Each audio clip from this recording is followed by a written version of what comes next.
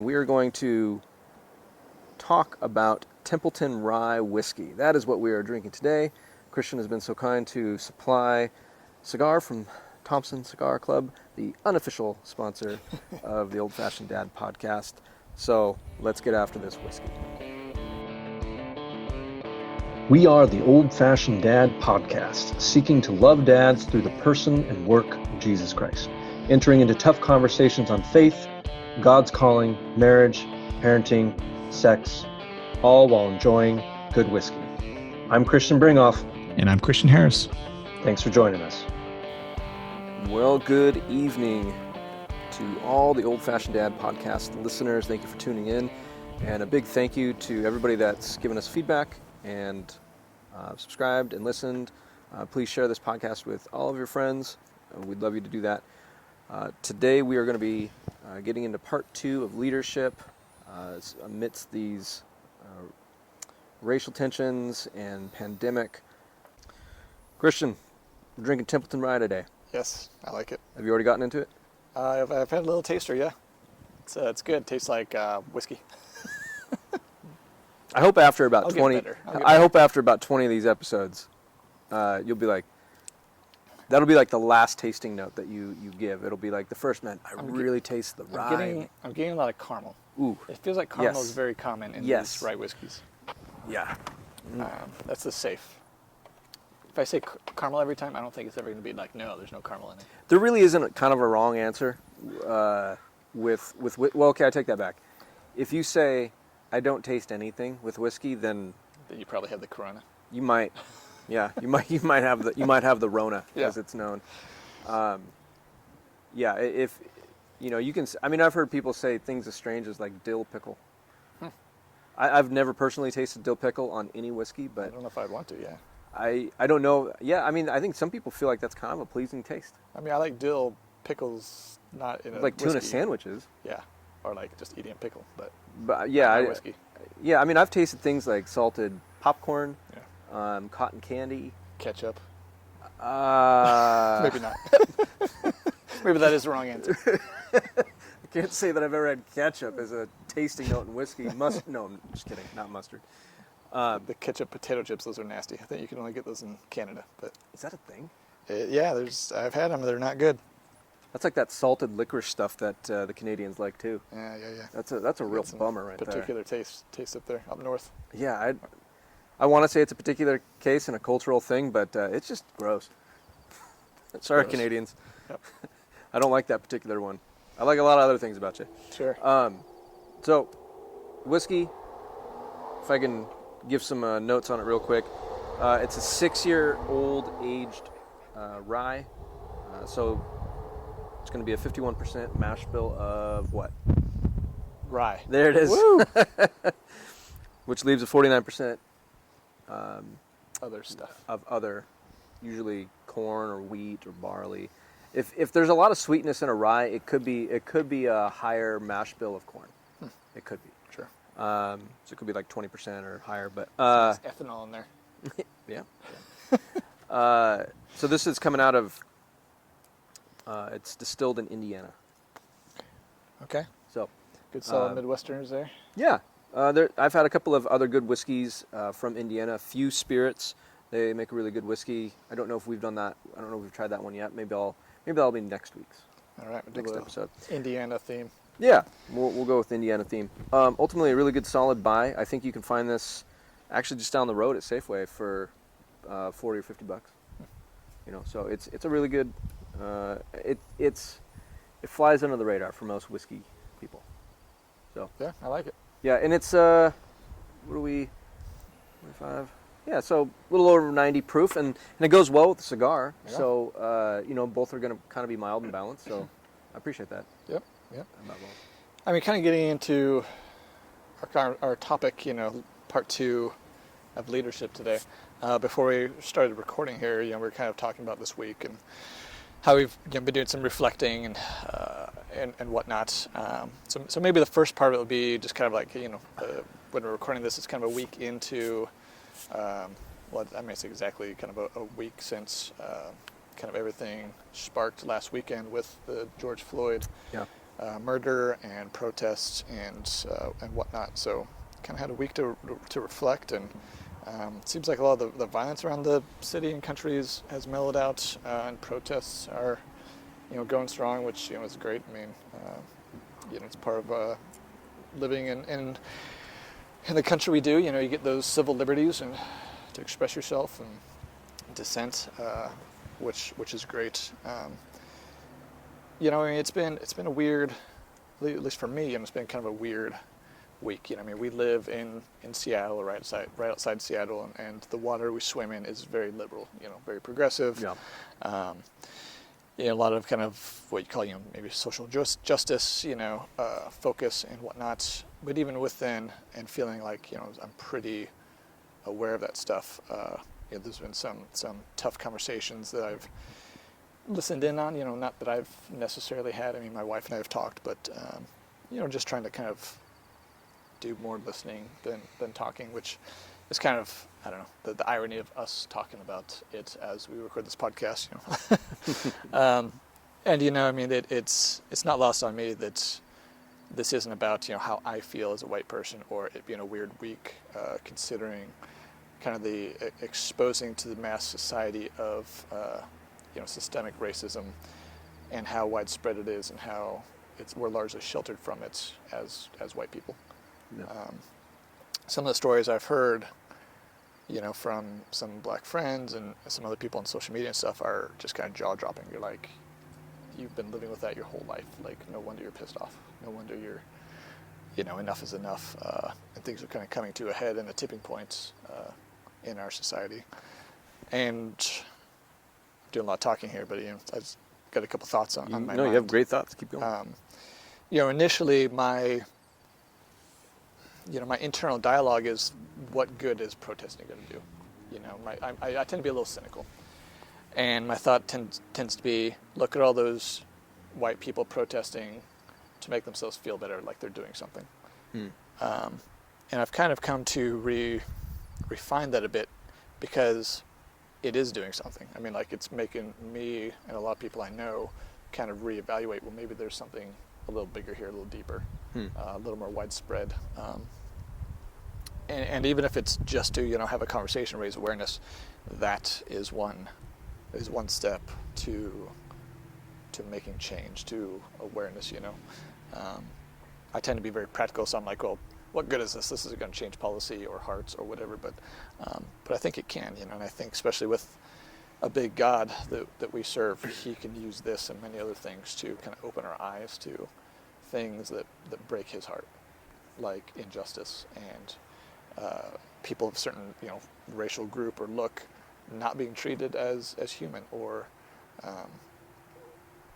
being targeted, racial profiling and that kind of thing. And it's just nothing I've really considered, because I typically don't have to worry about that,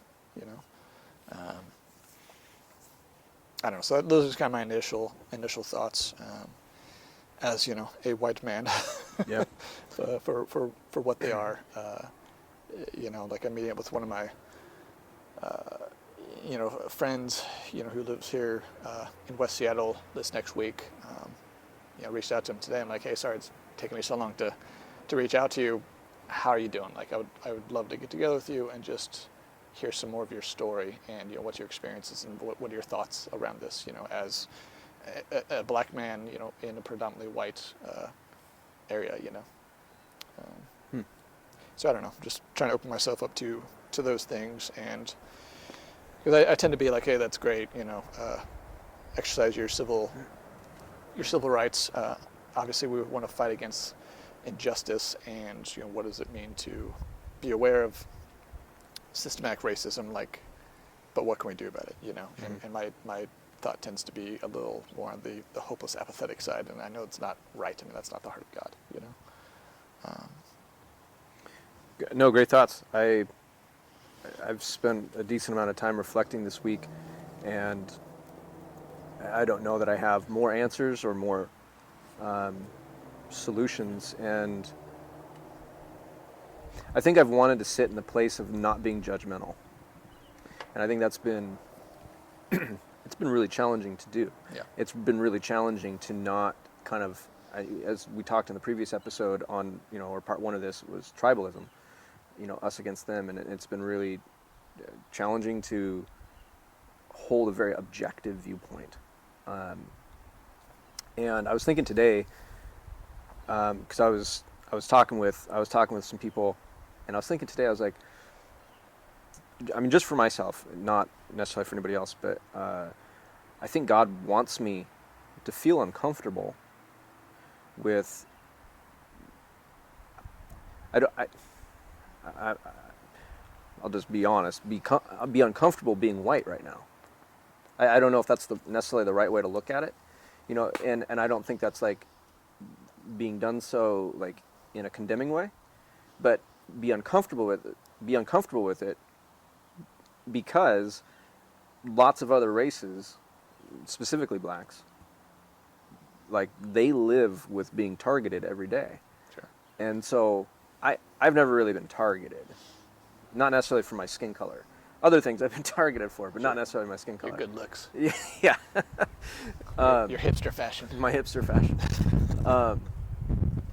But I think that God's allowing me to feel uncomfortable while not being ashamed of my skin color, but be uncomfortable so that like I can kind of understand very very microscopically how a black person might feel on an everyday basis, and allowing me to experience that so that it changes the way that I love and serve. So that's been a really good reflective thought for me. I've also been thinking on, the term injustice comes up a lot, term oppression comes up a lot right now, and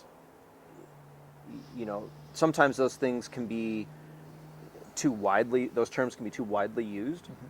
I don't think in this particular context they're not being overly used. They're being appropriately used. But I was thinking from a Christian stance, like, how do I have a heart that understands, like God's heart that understands injustice, and how do I get down in the muck and mire with those that are being oppressed? And I don't have a great answer for that. I think that there's still a lot of points where I insulate my life, inadvertently. I'm not necessarily going out of my way to insulate my life and ignore this sort of stuff, but I'm not also necessarily like setting my life up in a way where I'm down in the mud with them all the time. Sure. And that might not even really honestly be the best way to depict it. Maybe a battle would be much better to describe it. Go ahead. Well, I mean, that's an interesting perspective, because you saying that kind of makes me think about, like, as humans, we don't like being uncomfortable. We generally live our lives to avoid it, at least in Western society. We, as white middle class men, generally have options to avoid it. So it's really an active choice for us to not avoid it and to deal with the hard things, which is way different than the majority of, in my understanding, African Americans. They don't have an option to not be uncomfortable or not feel threatened or not to be targeted or whatever. I think this whole week is just, I guess the word empathy, is kind of feels like the lesson I'm learning, like softening my heart, because my initial response tends to be, I wouldn't say dismissive, but not super empathetic, It's not that I don't care about that or the plight or whatever. I just tend to be a little more like, what am I supposed to do about it? What can I do? And I think a lot of this is good because the conversation, what's coming out of it, because I've seen much more balance and nuance in the conversation this last week than I've ever heard before. Generally I've avoided it because it has been political. It's been, us versus them. And the nuance I'm hearing is, a very well articulated, like, this isn't about, white guilt. It's not about feeling guilty for who you are. Like, we're made in the image of God, black, white. It's not about feeling bad for, how you look or your experiences in life. It's about having the empathy and being willing to be uncomfortable to stand up for injustice. And that's in a lot of the conversations I've been having or interactions online really center around, people being more honest and vulnerable about how they're feeling. Some of it being, I just don't know how to, people who are obviously on board with this, saying I don't know how to interact with people that respond with all lives matter. And their, bias is they're racist. They don't get it. I'm just gonna disassociate myself. And my plea is that has never changed anyone's opinion or mind. We kind of alluded to that last week. The dangers of kind of social media and how it tends to make us more extreme. We only gather around people who think like us, and we unfriend those who don't think like us or who annoy us or whatever. And I think that's really dangerous, and that's the opposite of what we need to do.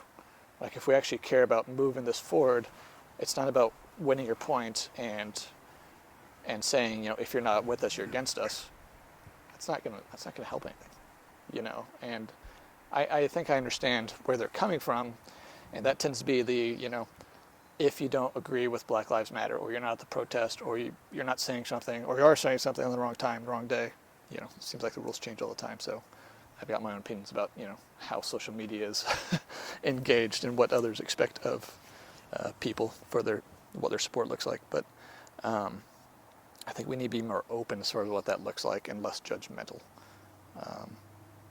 Because I see a lot of that, online, with like, this is what it looks like, this is what you have to do, and if you don't do that, or if you don't say that, or if you do say something, it has to look like this, and I'm just like, that's not helpful, because people are different, people process things differently, people have different life experiences, I think it's way better for someone to stay silent and process for a week than just be vomiting online or whatever, Yeah. I mean, I want to rabbit trail off of almost everything, several things that you've said, but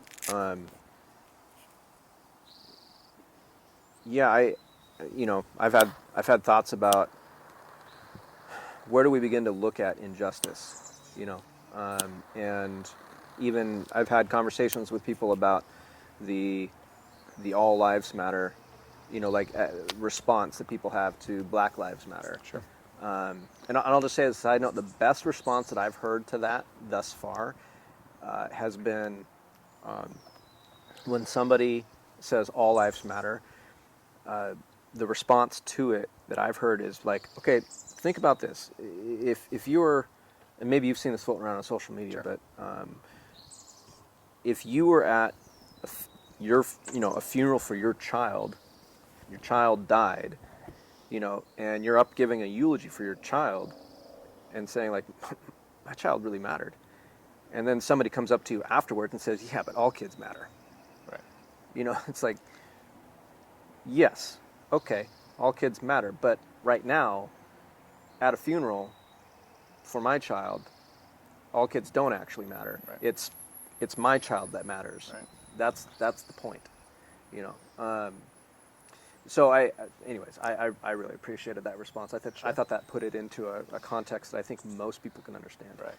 Yeah, and that really helped me when I saw something similar. Like I had already kind of gotten past that point, but I think initially 4 or 5 years ago when Black Lives Matter thing, started, that was kind of my response. Like I don't get this, But it's been explained as like, it doesn't mean other people's lives don't matter or Black Lives Matter more. It's just like Black people have been living with kind of a dehumanized experience, and we're focusing on their injustice that they're living,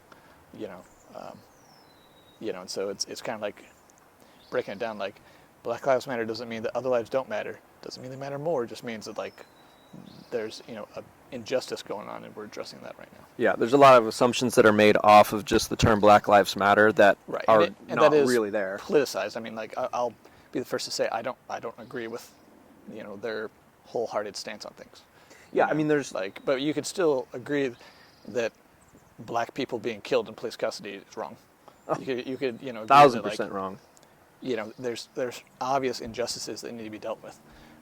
How that's dealt with can vary, and I think that's part of the challenge of like protest and stuff. Is like you've kind of there's a general agreement of what the problem is, but the solutions and the personal agendas vary greatly.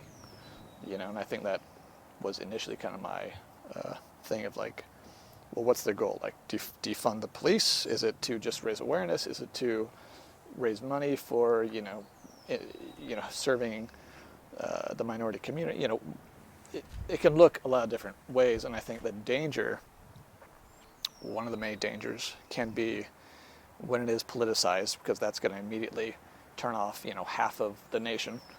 And you're kind of talking about, going off little rabbit trails here, but initially you're kind of talking about how even using the terms,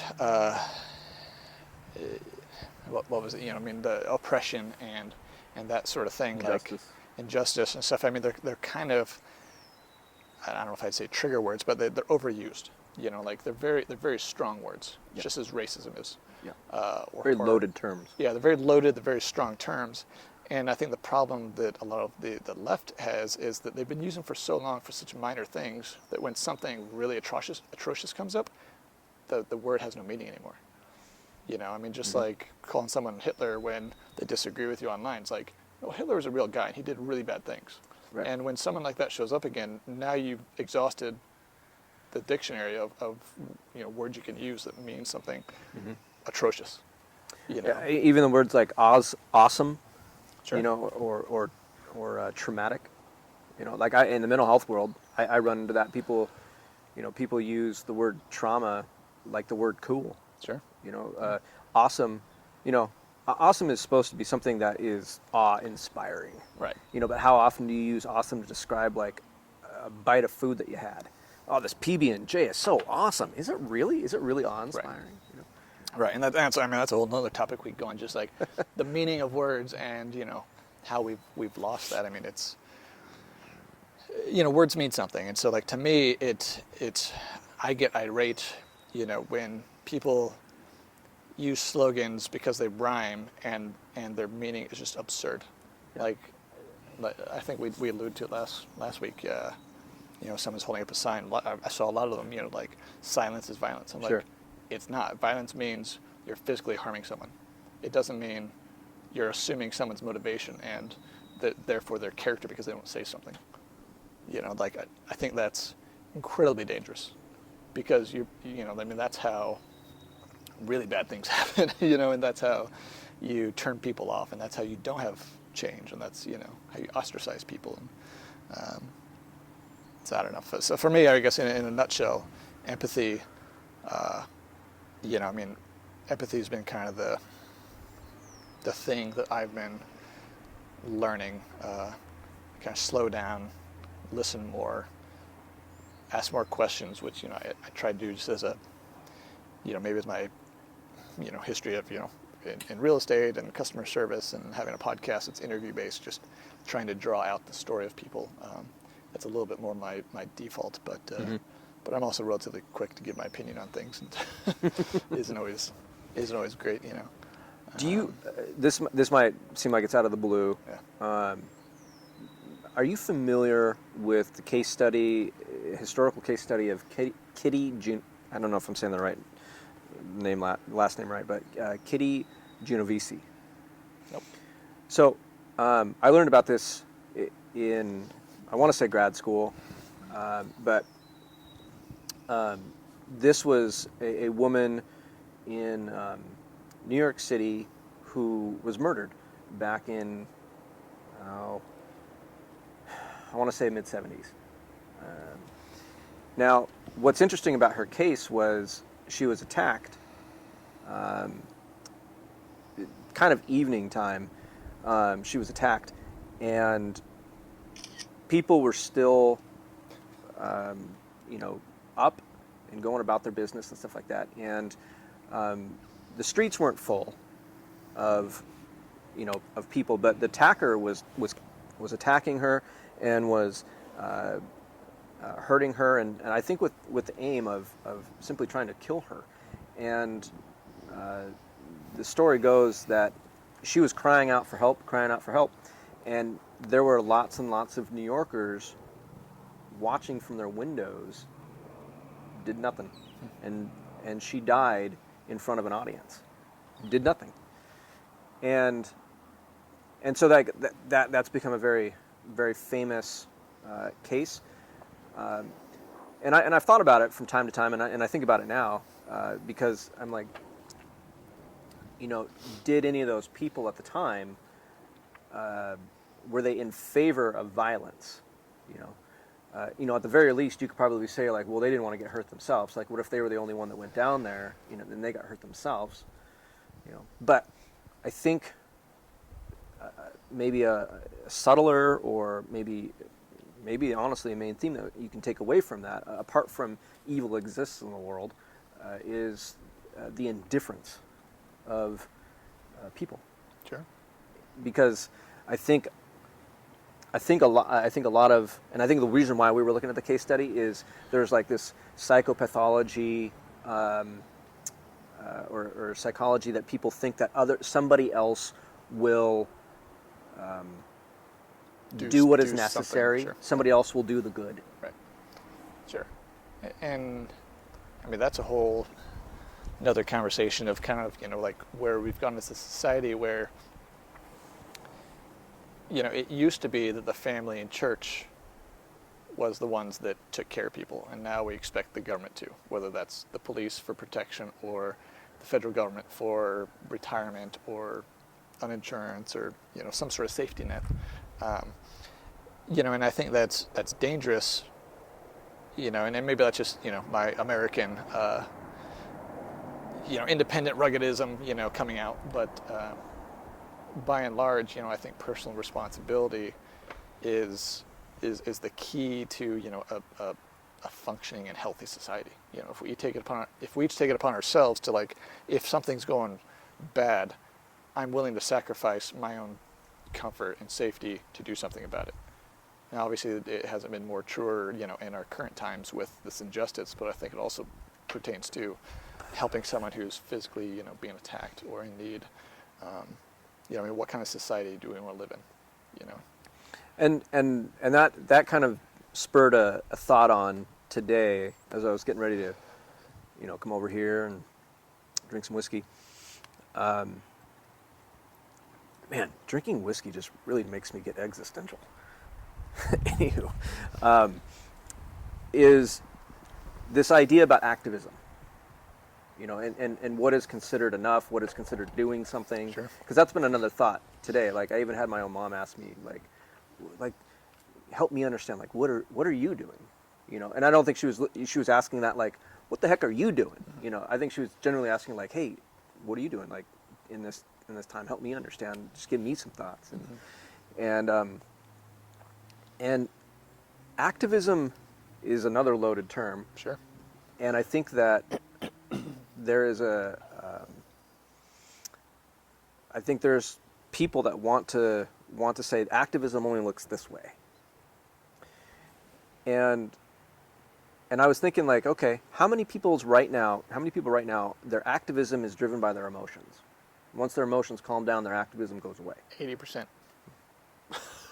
But that's the cynic in me, It's yeah, like, sure. It's like, this week they care, next week it's, Right, and so, like, is your activism driven by your emotions, or is your activism driven by your beliefs? Right. And a belief is generally, like, there's a difference between a belief and a reaction.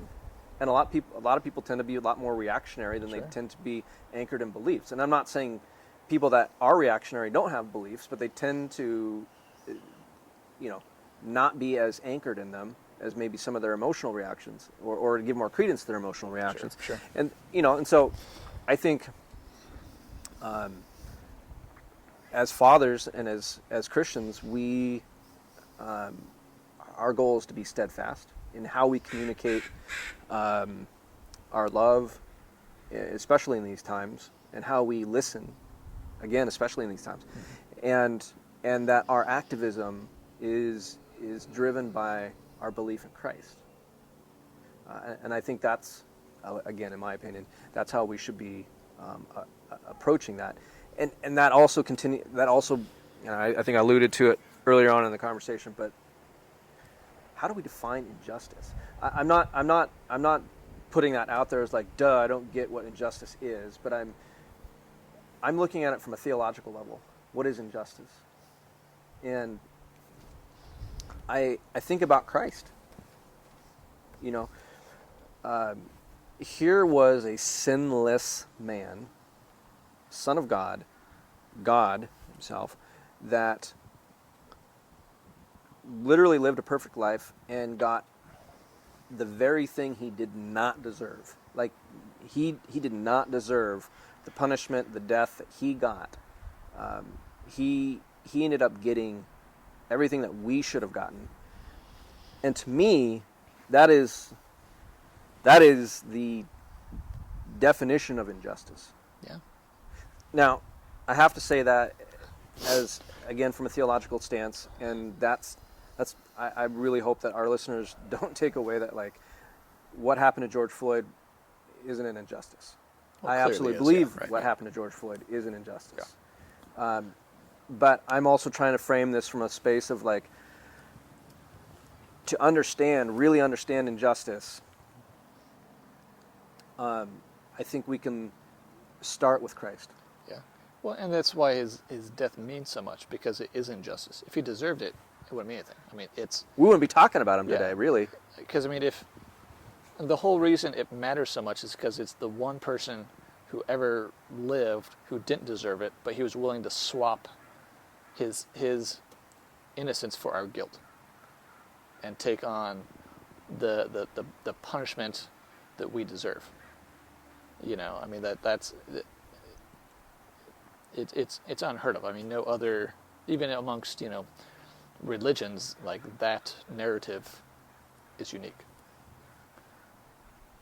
Yeah. I mean, most religions, the narrative is, you're a pretty good person, do good, live good, and you'll earn your way into whatever the good life or the good afterlife looks like. Yeah. Christianity is the opposite. It's like, you can't earn your way. There's one man who did it for you, and if you have a relationship with him, then, you know, you're adopted into his family. Mm-hmm. Like, that's incredible. And I think that theme and that narrative, I mean, it's heartbreaking for me.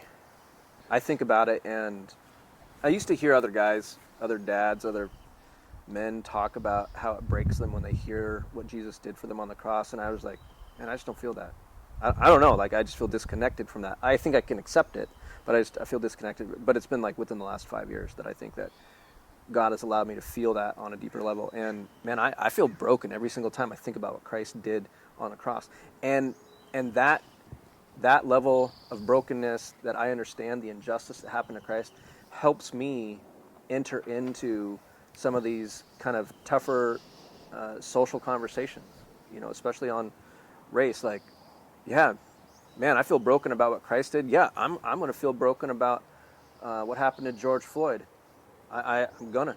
Sure, it's a fellow image bearer of God. I mean, Imago Dei. George Floyd was made in the image of God. Yeah. You know, I'm a little frustrated with some people that want to dehumanize him, because I think there's a larger issue there. Like, now, what do you mean by that? That because the color of your skin, you're kind of a secondary human being. You're kind of a. I mean, is that is the whole movement's fighting against? I mean, what? I'm frustrated that some people still want to see people that are not white as lesser, especially Christians, sure, that don't see everybody that loves Jesus Christ and just in general, yeah, human beings, as image bearers of God. Have you seen that? I have. Okay. Yeah. That'd be disturbing. Yeah. I mean, but I think that shows up in, like, subtle forms of racism and, yeah, you know, explaining away of, like, why African Americans have a heavier incarceration rate, or why they have the ills that they have, or you know sure, what I mean? Sure. Yeah, and that's tough. I mean, I'm kind of getting back to our brief tangent on language.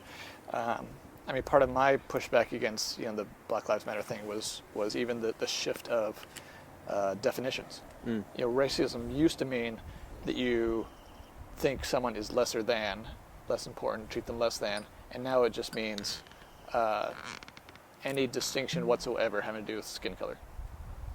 You know, and that initially was, you know, hard for me. I think that isolates a lot of people because, you know, they're believe that racism is like, well, I don't treat someone who's black as if they're, you know, my slave, I'm not racist.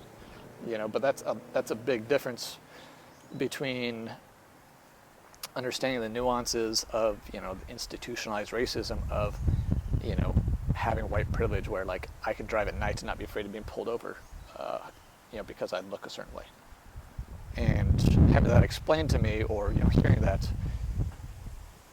made a big impact on me, or it's, starting to, and so for me, like, these conversations and really what I push to, I really think the only hope is Jesus, who brings all tribes, nations, nationalities together, to himself. But, for conversations, with non-Christians, whatever, it's like, if you are advocating for black people's humanity, you should also be advocating for people who don't agree with you and their humanity, because they're still people. You don't just write them off.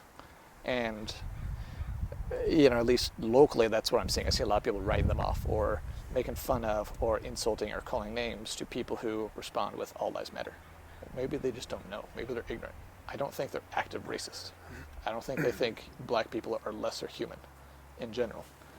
And that really comes back to giving everyone a shot, I guess, I guess that comes back to, like, me advocating for, like, a consistency in belief and viewpoint, like, to me, someone can't lose credit with me quicker than having a duplicitous view of something. If they're not aware of their own biases. And that not only goes for, like, our biases towards people who aren't like us or look like us, but also people who don't think like us, or who don't hold the same values, or who maybe, dismiss what you're saying because they associate with a political viewpoint and not with a, humanity that everyone's under the, the image of God or whatever. I don't know if what I'm saying makes sense. I guess I'm saying, like, if we're advocating for black people to be treated as fully human, we should also give space for people who don't think like us, use our same vocabulary, and whatever, to not just demonize them and dismiss them and unfriend them because they say all lives matter. Yeah. You're not going to change their mind doing that, but you will if you love them and you dig down into, like, why do you say that? What are your challenges? What are you feeling? What's your experience has been? If we're taking the time to listen to, our African American friends and neighbors, shouldn't we be doing that with other, not to get political, but that's kind of the argument about how Donald Trump got elected. Basically, the elite ostracized, middle America, and they essentially said, well, F you, we're going to vote for this guy who, speaks his mind and has our values and whatever else. It's like, I don't know. I'll probably cut that out. My point is basically, like, you can make the same argument with, like, America and the military. Like, the more terrorists you kill, the more terrorists you're making. If that's your stance of, if you're not with us, we're not even going to, engage with you, and we're just going to insult you and dehumanize you. It's like, well, you're guilty of the exact same thing that you're fighting against. Like, you are guilty of injustice. You're guilty of dehumanizing the other. And for you, the other is conservatives, Republicans, people who don't get your language, whatever. Yeah, right, tribalism, right? Tribalism, yeah. Yeah. And then that's what I mean by, like, consistency in viewpoint and whatnot. Like, if I'm gonna make a stance, I want that stance and belief to be consistent across my life. I don't want to have any blind spots with it. If I'm guilty of hypocrisy, I want someone to point it out to me, and I want to make that adjustment. I don't want to just pass on it and just say, oh, it's too difficult. It's not easy. It's not comfortable. They don't believe like I do. Therefore, they're racist, and therefore they're not worthy of my time, attention, love, empathy. That's why I think the gospel of grace, is such an equalizing, leveling of the playfield. If I'm saying that right, an equalizer. Sure. Grace says that, look, we've all fallen short, and I don't want to dismiss any of, like, the racial components here. Black lives do need to be elevated right now, for sure. And there is definitely an inequality, but I I don't think that simply creating policies that are going to, I don't know, maybe give more money to African Americans, or creating more career and educational things are going to level the playing field. Because I think we talked about in the previous part of this episode was we're dealing with heart issues of people. When I used to work with teens in substance and alcohol abuse, there'd be occasion where I'd have to send a teen off to like 60-day inpatient treatment, and so they'd go and they'd do their 60-day inpatient. They wouldn't have any real contact with the outside world, and they really wouldn't have any opportunity to use, and so 60 days goes by and they come back they get kind of, acclimated back to normal life, and they're like, "See, Christian, I went 60 days without alcohol or substances." And I'm like, "Okay, great. You can say that you're 60-day sobriety because you simply didn't have any access to it. But did you think about it?" "Oh yeah, every day. Every day I thought about using." Right. "Okay, well then you're a dry drunk." Sure. Things change when you have opportunity. Right. And so I think the gospel of grace is such a great equalizer, in that everybody will stand before God. Everybody will stand before Christ and kneel. And there will be plenty of people who say, "I hate Christ." Plenty of people. And there will be plenty of people who just don't want anything to do with them. But grace says you're fallen in your sin, and you have to have a regenerated heart that can only come through Christ. And so when we have regenerated hearts, and I know that people are going to disagree with us on this, and I suppose that's okay. But no, it's not. Nope. Nope. You got it. Yeah. Have a regenerated heart, people. But I'm good.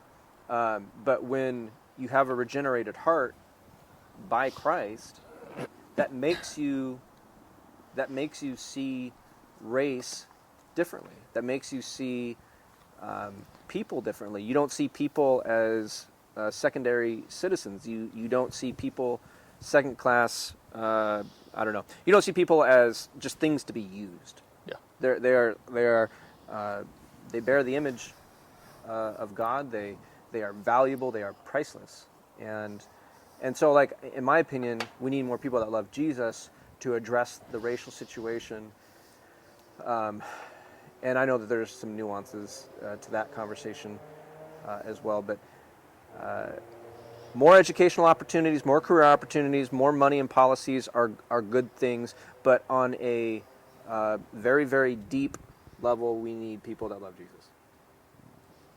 Yeah, I mean, as we've said point blank before, I mean, that it's Jesus that's going to change hearts, like, otherwise you just get, I don't know, I mean, people with their pet issues, and that's what they're fight for, and, they'll be, I don't know, I mean, I guess as humans we're all kind of blind to other things, but I mean, that's one of the amazing and unnatural things about belonging to Christ, is that when he does open your eyes to areas that you're wrong and need changed, like, you're not afraid to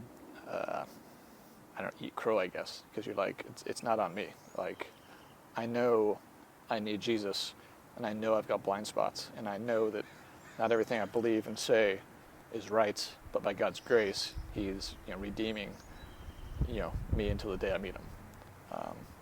And that's not a perspective that someone who doesn't follow Jesus has. It tends to be more like my way or the highway, arrogance, not humility. Mm-hmm. Yeah. I don't know. That's Christian. Maybe to wrap things up, like we talked about. We talked about how this is, the second part, continuation of leadership, Yes. You How does know. this apply to leadership? Yeah, right. How does this? I mean, I think you and I, we can ferret it out. Yeah. I think we know, what we're getting at. But maybe for our listeners, what, like, how do you draw a little bit of connection back to leadership? Maybe wrap it up for us. I wish I had a concise thought around that. I don't know. I guess for people who maybe haven't listened to part one, it makes sense to listen to that first. As we say that 45 minutes into this. But we're all leaders of ourselves first, and so we need to take responsibility for what we do, what we say. And until we do that, we can't be good leaders of other people. And in the context of what we've been talking about, I think that leadership looks like having the humility to say, I'm learning, and want to fight against injustice, and hopefully that is a lifestyle and a value based on God's disdain and hate for sin and injustice, and recognizing that everyone is made in the image of God, and living out of that, so that it's not just whatever popular thing comes up, whether justified or not, that you're not just jumping on and off bandwagons. I think that was, and maybe it's part of me being part of the cynical Gen X generation, but whenever something comes up as far as a challenge or whatever, I'm very I'm not going to do it because everyone's doing it, and that's probably a weakness of mine. It's probably something that's not necessarily good, kind of this anti-authoritarian disposition. So like when the ALS thing was going on, the challenge, whatever, or social media, hey, I've challenged my friend to 10 best albums, whatever. I'm not doing it. Or eating Tide Pods. Well, whatever, Tide Pods, and so I tend to have just a knee-jerk resistance to social trends and fads, but it doesn't mean that there's not truth to them. And so for me, I need to kind of dig deeper, what's God love about this, what's good, what's redeemable about this, what's true about this, because whether or not it's a secular movement or thought or something in society, I guess as it comes back to leadership, there's, whether it's labeled Christian or not, all truth is God's truth. It's true that